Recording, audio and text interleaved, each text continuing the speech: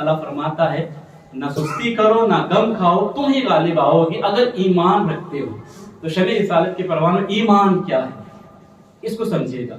ایمان اصل نام ہی محبت رسول و اطاعت رسول کا ہے. نبی سے محبت کا نام ہی ایمان ہے. اگر اس میں کمزوری آ گئی تو پھر ایمان نہیں.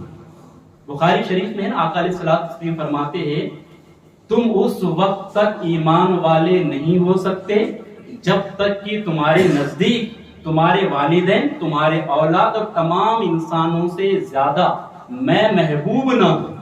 یعنی مجھ سے سب سے زیادہ محبت نہ ہوگی اس وقت تک تم ایمان والے ہو ہی نہیں سکتے. بخاری شریف کے حدیث پاک ہے کہ سب سے زیادہ محبت نبی پاک صلی اللہ علیہ وسلم سے ہی ہو تب جا کے تمہارا ایمان مکمل ہوگا. اور غالب اسی وقت آئیں گے جب یہ محبت رکھتے ہو اگر سینے میں. شمع رسالت کے پروانوں میں آپ کو ایک مثال کے ذریعے بتاؤں. کچھ محبت ایسی ہوتی ہے جسے کرنا پڑتا ہے اور کچھ محبت ایسی ہوتی ہو جاتی ہے جنہیں فطری محبت کہتے ہیں. تفصیل میں نہ جاتے ہوئے بتاؤں فطری محبت ہر انسان ان چیزوں سے محبت کرتا ہے یعنی ہو جاتی ہے. جیسے مثال کے طور پر جو کہیں پیدا ہوا ہے پلا بڑا ہے جہاں بڑا ہوا ہے کھیلا کودا ہے اپنے وطن سے اپنے گاؤں سے اپنے دیہات سے اپنے شہر سے اسے محبت ہوتی ہے.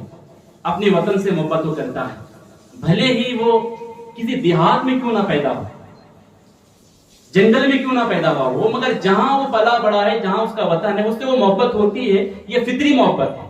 اور دوسری محبت دولت سے محبت کرتا ہے اور تیسری محبت اپنے اولاد سے کرتا نہیں. یہ میری اولاد ہے خود ہی محبت اس سے ہو جاتی ہے نا.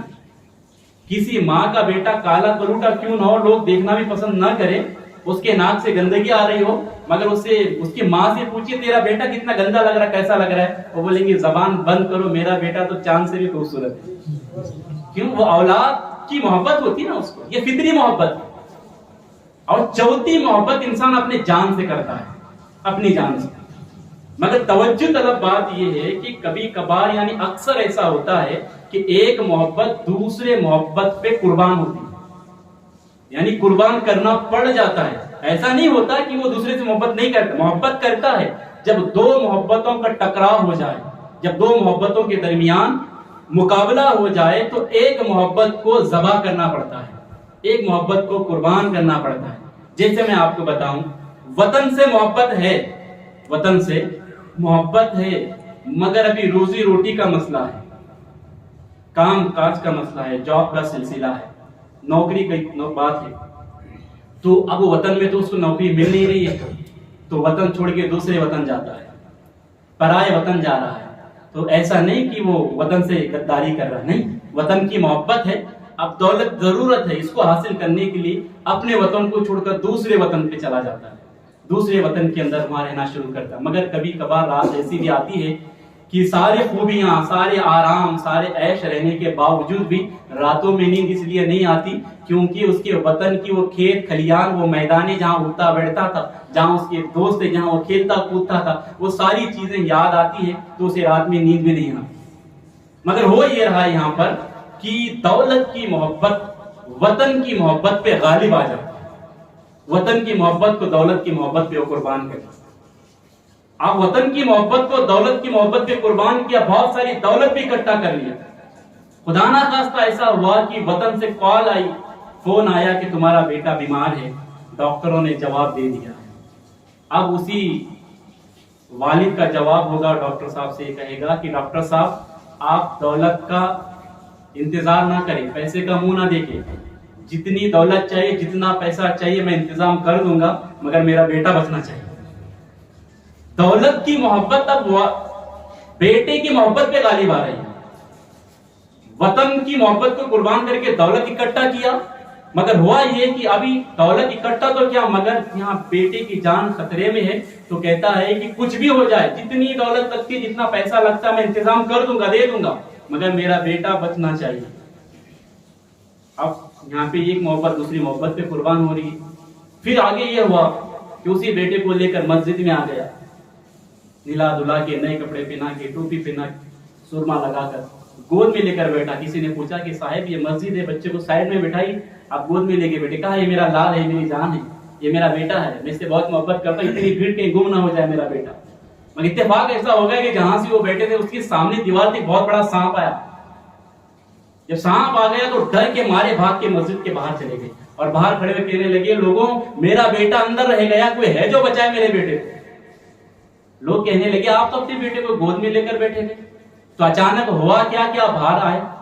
تو صاحب نے کہا کہ بات یہ تھی کہ جب سانپ منہ کھول کے میرے قریب آیا تو میں ڈر گیا، مجھے اپنی جان کی پڑ گئی، میں اپنی جان بچانے کی فکر میں یہ بھول ہی گیا کہ میرا بیٹا میرے گود میں بیٹھا ہوا ہے، میں تو اپنی جان بچانے کے چکر میں باہر چلا آیا۔ تو شمع رسالت کے پروانوں، ایک محبت دوسری کی محبت میں یہاں پہ قربان ہو رہی ہے، تو ایسے ہی قربان ہوتی جائیں گی محبتیں، مگر ایمان والا وہ کہلائے گا کہ نبی کی محبت کے مقابلے میں یہ چاروں محبتیں آ جائے تو ان کو قربان کر دو۔ نبی کی محبت ایک طرف ہو، وطن کی محبت ہو، تو نبی کی محبت وطن کی محبت پہ غالب آنی چاہیے۔ دولت کی محبت نبی کی محبت کے مقابلے میں آ جائے تو نبی کی محبت دولت کی محبت پہ غالب آنی چاہیے۔ نبی کی محبت پر اولاد کی محبت آ جائے تو نبی کی محبت اولاد کی محبت پہ غالب آنی چاہیے۔ نبی کریم صلی اللہ علیہ وسلم کی محبت اپنی جان کی محبت پہ غالب آنی چاہیے، تبھی جا کے وہ ایمان والا کہلاتا ہے، اسی کو ایمان والا کہتے ہیں۔ یہ نظام ہم خود اپنے اندر جھانک کر دیکھ سکتے ہیں کہ کیا اسی طرح ہے، یا پھر ہمیں اپنی جان کی محبت پیاری ہے، دولت کی محبت پیاری ہے، یا وطن کی محبت پیاری ہے، اولاد کی محبت پیاری ہے۔ غالب اگر نبی کی محبت آ گئی تو مولا فرماتے تم ہی کامیاب رہو گے اگر ایمان رکھتے ہو، تم ہی کامیاب رہو گے۔ تو شمع رسالت کی پروان سچی پکی محبت نبی کے اپنے دل میں ہونی چاہیے۔ جب نبی کریم صلی اللہ علیہ وسلم کی محبت ہمارے دل میں آ گئی تو آپ یقین مانو دنیا کی کیسے بھی حالات ہو، کیسی بھی طاقت ہو، کوئی بھی طاقت ہو، آپ کو زیر نہیں کر سکتی، آپ کو زیر نہیں کر سکتی، آپ کو دبا نہیں سکتی، آپ کو مٹا نہیں سکتی، آپ کو کچل نہیں سکتی، کیونکہ یہ وہ محبت ہے۔ اللہ فرماتا ہے تم ہی غالب آؤ گے اگر ایمان رکھتے ہو۔ تو میرے آقا علیہ الصلوۃ والتسلیم کے پیارے دیوانوں، صحابہ اکرام کی زندگی آپ دیکھیں گے تو آپ کو پتا چلے گا وہ کامیاب تھے کیوں۔ صرف ایک واحد چیز آپ کو نظر آئے گی، ان کے سینے میں سچی محبت نبی کریم صلی اللہ علیہ وسلم کی۔ دنیا کے حالات کو دیکھ کر جس ڈپارٹمنٹ میں وہ لوگ اس اینگل سے بات کرتے ہیں، جیسے کوئی سیاست سے تعلق رکھتا ہے تو وہ آج ہمارے ہندوستان کے حالات کو دیکھ کے کہتا ہے کہ ہندوستان کے اندر کوئی سیاسی پارٹی نہیں ہے مسلمانوں کی جو کوئی قیادت کر سکے مسلمان کی، اس لیے مسلمان پیچھے جا رہے ہیں، اس لیے مسلمانوں کا نقصان ہو رہا ہے، مسلمان کا کوئی سننے والا نہیں ہے، کیونکہ کوئی سیاسی قیادت کرنے والا کوئی نہیں ہے، کوئی لیڈر نہیں ہے جو مسلمانوں کو سپورٹ کر سکے، جو سیاسی مسلمانوں کی پارٹی ہو، سیاسی جو انٹرسٹ رکھتا ہے سیاست کے اندر، جو جس کو نالج ہے وہ ایسی باتیں کرے گا، اور جو ایجوکیشن کے اندر ہے وہ کہے گا دیکھو مسلمان پڑھے لکھے نہیں ہے، ان کا ایجوکیشن کا جو گراف اتنا لو ہے، یہ بہت ان پڑھ لوگ ہوتے ہیں، یہی وجہ ہے کہ اگر انسان مسلمانوں میں پڑھے لکھے آ جائیں گے تو پھر یہ حالات سدھر جائیں گے، ایسے حالات نہیں آئیں گے۔ اور جو دولت مند ہے وہ کہتا ہے آج مسلمان غریبی ریکھا سے نیچے ہے، اسی وجہ سے آج بے عزت ہو رہے، ان کے پاس دولت آ جائے تو یہ بھی عزت حاصل کریں گے، وقار حاصل کریں گے، کامیابی حاصل کریں گے۔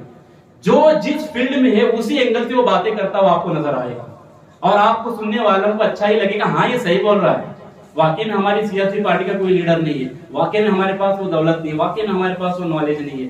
مگر ایک دوسرے سروے سے آپ دیکھیں گے، میں آپ کو بتاؤں گا، یہ چیلنج ہے کہ جتنی دولت آج مسلمانوں کے پاس ہے نا، اس سے پہلے اتنی دولت کبھی تھی نہیں، اور جتنی تعداد آج مسلمانوں کی ہے نا، اس سے پہلے کبھی اتنی تعداد بھی مسلمانوں کی نہیں تھی، اور جتنے پڑھے لکھے لوگ آج مسلمان میں ہیں نا، اس سے پہلے اتنے لوگ تھے بھی نہیں۔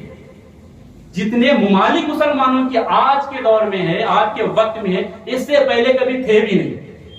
مگر یہ بھی آپ کو ماننا پڑے گا جتنا بے عزت، جتنے ذلیل وخوار آج ہو رہے ہیں، اس سے پہلے کبھی ہوئے بھی نہیں۔ وجہ کیا ہے؟